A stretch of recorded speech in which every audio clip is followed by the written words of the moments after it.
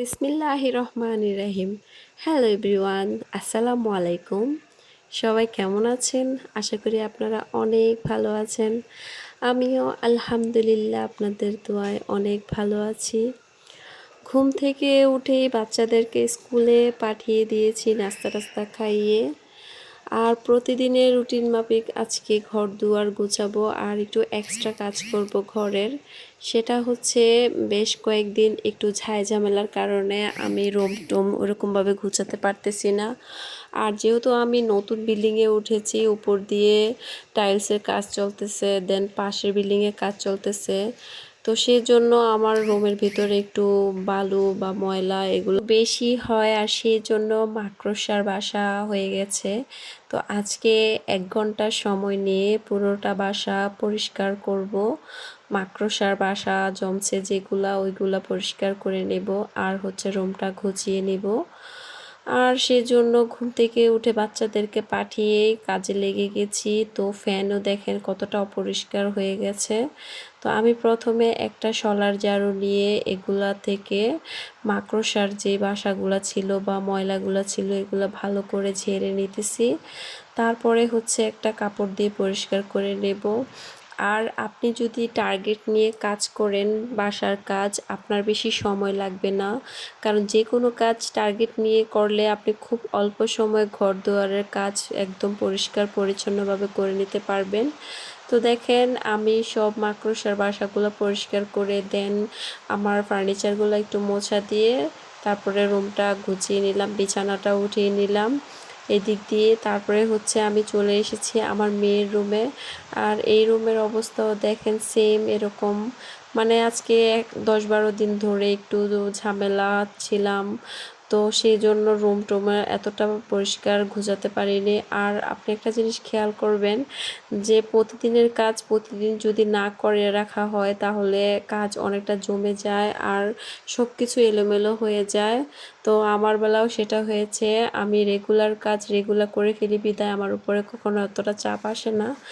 এখন মানে কয়েকদিন যাবত একটু কাজ টাজ করতে পারিনি, যেহেতু আমার ভাসুরের মেয়ের বেবি হয়েছে, দেন আরও কিছু ঝামেলার কারণে আমি রুমে অতটা সময় দিতে পারিনি।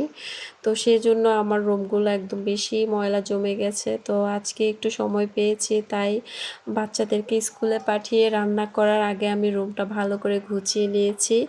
আর এর আগের ভিডিওতে দেখেছেন যে আমি একটা ড্রেসিং টেবিল কিনে এনেছি 81 কাঠের।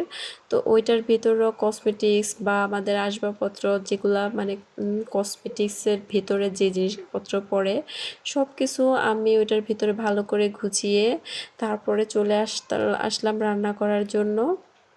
আর এখানে হচ্ছে টমেটো, পেঁয়াজ, কাঁচামরিচ এগুলা নিয়েছি। দেন এখানে হচ্ছে মুরগির মাংস নিয়েছি। আর হচ্ছে 1-1.5 ঘন্টা আগে আমি চাউলটা ভিজিয়ে রেখেছিলাম। চাউলটা কি সুন্দর ফুলে ফুলে উঠেছে। এগুলো আমি এখন ধুয়ে পরিষ্কার করে চাউলটা পানি থেকে ছেঁকে রেখেছি। আর এগুলো দিয়ে আজকে আমি রান্না করব অ্যারাবিয়ান খ্যাপসা। অনেকে এটার নাম শুনেছেন, আবার অনেকের কাছে এটা প্রথম। যাদের কাছে প্রথম তারা একটু রেসিপিটা দেখে নিতে পারেন। আমি আজকে আপনাদের সাথে একটু রেসিপিটা শেয়ার করে নিলাম। যাদের কাছে প্রথম মনে হচ্ছে তারা বাসায় একবার হলেও ট্রাই করে দেখবেন। আসলে এটা অন্যরকম স্বাদ। এটা আমি শিখেছি আমার হাজবেন্ডের কাছে। সে খুব ভালো অ্যারাবিয়ান খ্যাপসা রান্না করতে পারে। আর হচ্ছে যেহেতু আমার হাজবেন্ড সৌদি আরব থাকে, সে বেশিরভাগ সময়ই এই খ্যাপসাটা তারা ওইখানে রান্না করে খায়। আর এটা হচ্ছে একদম সহজ সিম্পল রান্না, আলাদা করে কিছু করতে হয় না। তো সেই জন্য ওদের জন্য একদম ইজি রান্না। আর এটা ওরা রান্না করতে করতে ওদের হাতে অনেক বেশি ভালো হয়। তো আমার হাজবেন্ড দেশে আসলে কিন্তু 2-1 দিন পর পরই এটা রান্না করে খাওয়ায়। সে আস্ত মুরগি দিয়েও রান্না করে, মাঝে মাঝে মুরগি কেটেও রান্না করে, মাঝে মাঝে আপনারা মনে করেন যে একটা মুরগিকে 4 ভাগ করেও রান্না করে। তো হচ্ছে আজকে আমি কিন্তু পিস পিস করে রান্না করতেছি। আরেকদিন ইনশাল্লাহ আপনাদেরকে আস্ত মুরগি দিয়ে রান্না করে তারপরে হচ্ছে আপনাদের মাঝে শেয়ার করব। তো যাই হোক, এখানে কিন্তু আমি আদা রসুন পেঁয়াজ তারপর কাঁচামরিচ, টমেটো আর মশলার মধ্যে হলুদ ব্যতীত সব মশলা দিয়েছি। ঘরোয়া যে মশলাগুলো আছে, জিরা, তারপরে হচ্ছে গরম মশলার গুঁড়া, ধনিয়া, এগুলা আর একটু সামান্য পরিমাণ মরিচের গুঁড়া দিয়েছি, যেহেতু কাঁচামরিচ দিয়েছি এখানে। তো সবগুলা মশলা দিয়ে, লবণ দিয়ে আমি একটুখানি পানি দিয়ে এগুলা ঢেকে দিয়েছি মাংসগুলা কষানোর জন্য। কারণ মাংসগুলা হালকা করে একটু কষিয়ে তারপরে হচ্ছে আমি এখানে চাউলগুলা দেব। তো আমার কিন্তু মাংসগুলা কষানো শেষ হয়ে গেছে, আর এখন আমি ধুয়ে রাখা চাউলগুলা দিয়ে নিচ্ছি। আর একটা কথা, আমি কিন্তু আমার প্রত্যেকটা ভিডিওতে আপনাদেরকে ছোট ছোট টিপস দিয়ে দিই যে সংসার কিভাবে হাজব্যান্ডের অল্প ইনকামে আপনি সুন্দরভাবে চলতে পারবেন, বা মাসের শেষের দিকে কিভাবে সংসার চালাবেন, বা বিন্দু বিন্দু সেভ করেও নিজের শখের জিনিস কিভাবে কিনবেন।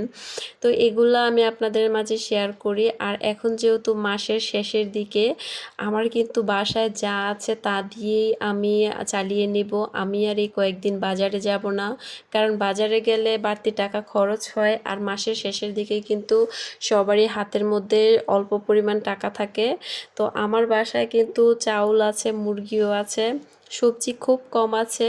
তো চিন্তা করলাম যে মুরগি আলাদা রান্না করলে, ভাত রান্না করলে এটা অতটা ভালো লাগবে না। তো হচ্ছে বাসায় ভাতের চাউল ছিল, সেটা দিয়ে খ্যাপসা রান্না করে ফেলেছি। আর এখানে একটা টমেটো, একটা শসা, এগুলা দিয়ে আমি সালাদ করে নিলাম। আর দেখেন, চলে আসলাম আমি 20 মিনিট পর। 20 মিনিটের দমে দিয়ে দিয়েছিলাম। তো হচ্ছে আমার খ্যাপসাটা কি সুন্দর কালার এসেছে, আর স্মেলটা কি বলবো, আমি তো সামনে থেকে পাচ্ছি, অসাধারণ একটা স্মেল আসছে। আর দেখেন, আমি আপনাদেরকে একটা ভাত টিপ দিয়ে দেখাচ্ছি, একদম সফট স্মুথ হয়ে গেছে, ঝরঝরে, একটা ভাতের সাথে আরেকটা ভাত লাগেনি। দেন একদম সফট হয়েছে, একদম কাচ্চির মতো হয়েছে, দেখতেও কাচ্চির মতো লাগতেছে। আর হচ্ছে পাশের বাসার ভাবি, দেন আমরা সবাই একসাথে বসে খেয়েছি, সবাই অনেক প্রশংসা করেছে।